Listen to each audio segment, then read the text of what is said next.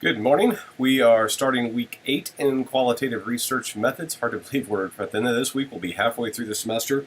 And then still, it's always good to me. We're midterm, but midterm actually is for 2 more weeks and then spring break. I don't know. I don't know how to do that. This week we're talking about one of the methods of all of research, quantitative or qualitative, that I am really fascinated by, and that's ethnographic research.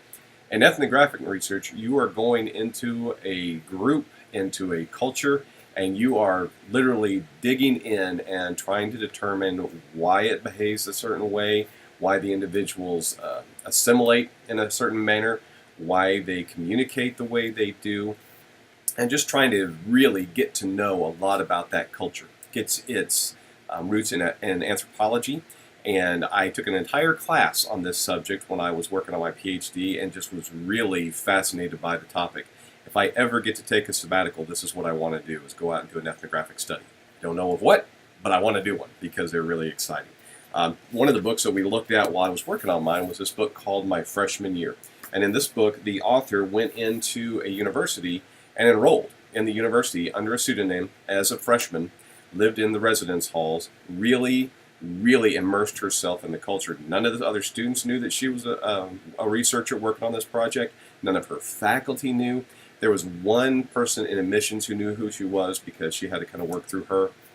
I believe one student figured out who she was, and they had a conversation, but really learned about dorm life, learned about taking classes, learned about what they do for what freshmen in college do to kind of blow off some steam, and then wrote a book about it, which then brings up some of the ethical questions that you're going to have because you're involved with that culture. And are you going to let everybody know, or are you not? Are you going to be a full-on participant? And to do that, you kind of need to just be a part of it, and they don't know that you're a researcher.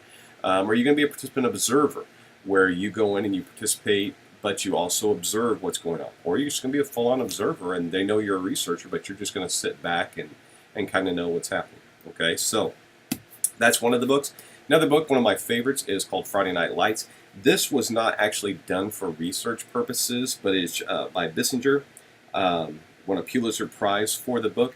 He went into a town in Texas that was really immersed in its high school football team and studied about the football team, studied about the culture of the town, that sort of thing, and then wrote a book about it, won a Pulitzer Prize. But it was really, became a major motion picture, became a television series. He caught a lot of flack afterwards because the people of the community did not like the way he portrayed them. But he stands by the way he took care of things. So he was a journalist who took a year off and went in and lived in this town and did the book. So that's ethnographic research. This week, you have 2 assignments due. Number 1, your second journal review. And one thing I need to make clear with your journal reviews, this is not a research paper that needs to be done full on in APA format. Yes, I want 12-point Times New Roman. Yes, I want 1-inch margins, but you can single space. I had a couple of people who got a little confused, did it double space, were not able to get into nearly as much depth as was necessary in their answers, and so I've communicated with them, said that they can go back and revise that and resubmit it. But this should be single space because I do want 1 page or 2 pages, but I want you to be able to give enough depth. So go ahead and single space those whenever you put those together, okay? Do make sure that you know what the methodology is that you're using. This one will be either grounded theory or ethnographic research. So those are the 2 theories you need to be concentrating on for your second article review.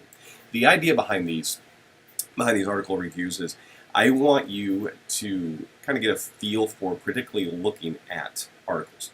This is what editors do whenever they review an article. I've done this several times. But look at the way they put the article together, and if it really addresses the question, if their literature review is diverse enough. Most of your literature review, most of your research should be within 10 years, even 5 years, because we want it to be current. Now you can go to older data, especially if it's seminal, but really we want things to be pretty current, okay? So that's the sort of thing.